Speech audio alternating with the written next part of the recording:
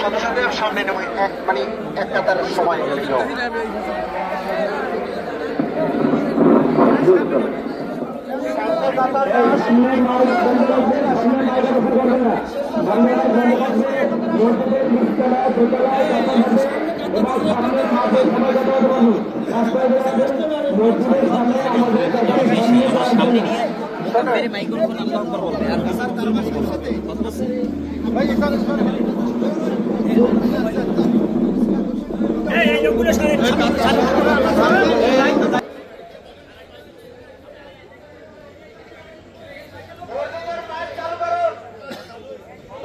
রাস্তা লোক থাকলে মসজিদে ঢুকতে পারে।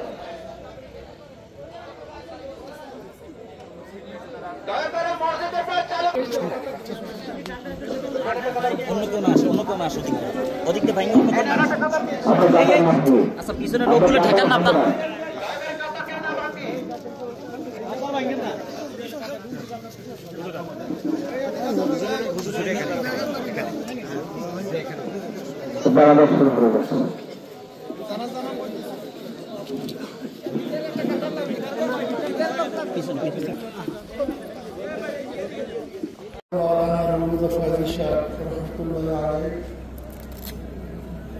আমার সরাসরি উস্তাদ ছিলেন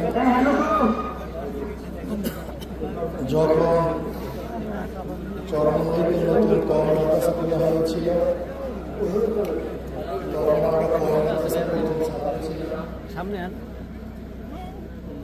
অনেক দায়িত্বশীলের সাথে তারা দায়িত্ব পালন করেছেন। অনেক যোগ্য একজন দায়িত্বশীল ছিলেন। উনি চরমন জামিয়ার নায়ক হিসেবে কার্যকরী নায়ক হিসেবে জীবন দায়িত্ব পালন করেছেন। ছিলেন এবং ছাত্র গঠনের কারিগর ছিলেন। একজন ছাত্রকে কিভাবে গঠন করতে হবে এর যত যোগ্যতা সমস্ত যোগ্যতা ছিল। এরকম করতেছেন কেন? মনে করি কেয়ামত পর্যন্ত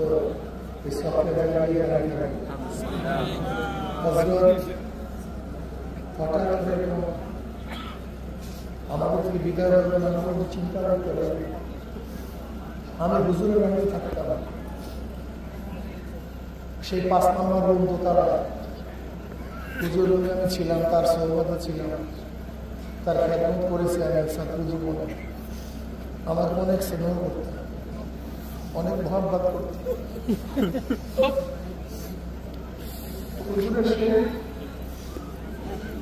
আমাদের কালী হুজুর তিনি এবং হুজুর বাগানের হুজুর এরা একসাথে এসছেন। এরপরে এখান থেকে আর এক রত্ন চলে গেছে আইয়ুব আলী সাহেব হুজুর, তিনি পরে আসছেন। এরপরে সেখানে আসছেন আমাদের আবুল কাদের সাহেব, দামাত বরকাতুল আলিয়া। হযরত দোয়া করবেন আল্লাহ যেন জান্নাতের ওপর মাকাম পৌঁছে আর জিন্দেগির সমস্ত ভুল থেকে আল্লাহ পাক ক্ষমা করেন। তার আমাদেরকে আল্লাহ কবুল করেন। হযরতের দায়িত্ব পালন করবে বজরুলের বড় ছেলে মওলানা হেদায়েতুল্লাহ সাহেব, সে আলহামদুলিল্লাহ হযরতের দায়িত্ব পালন করবেন। আর মাদ্রাসার দায়িত্ব আর এক ছেলে মওলানা আহসানুল্লাহ ও পালন করবেন। এবং হুজুরের অন্যান্য সাহায্যরা যারা আছেন সবাই মিলেমিশে আশা করি সবাই মিলেমিশে সম্মিলিতভাবে পরামর্শের ভিত্তিতে দায়িত্বগুলি হুজুরের বাকি দায়িত্বগুলি তারা পালন করবে। আল্লাহ পাক আমাদের সবাইকে কবুল করবেন। এখন আমরা সবাই কাতার দিয়ে জানাজার কাতার মাঝখানে নামাজের মধ্যে ফাঁকা থাকার দরকার নেই। যদি আমরা কাছাকাছি দাঁড়াই কোনো অসুবিধা নেই, আমরা সবাই কাতার দিয়ে ফেলাম। আর লাস্ট আমার মনে হয়